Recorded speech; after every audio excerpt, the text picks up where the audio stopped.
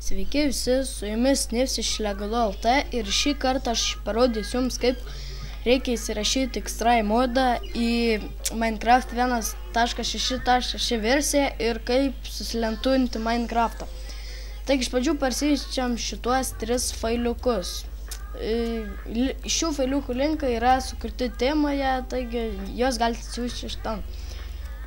Dabar išsiekstraktinam visus šiuos 3 failus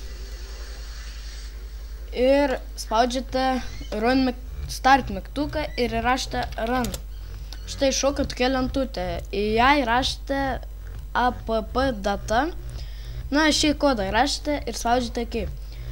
Tada pasirenkat Minecraft, tada bin ir šį failą ir Minecraft jar failą atidarote su WinRAR programa.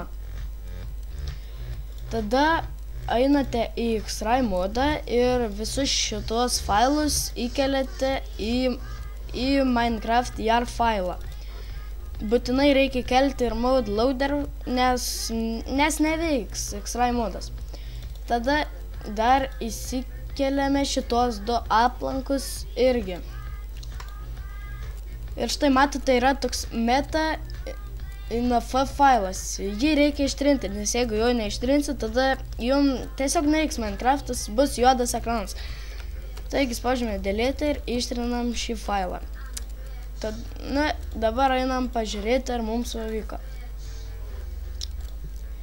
Jungiamės į žaidimą. Štai va, kaip matote, Minecraft susilietuvino. Džiaugsmas, kas per nesąmonė.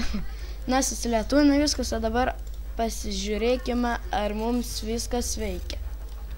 Taigi, čia nesvarbu, čia mano toks kaip kaimėlis.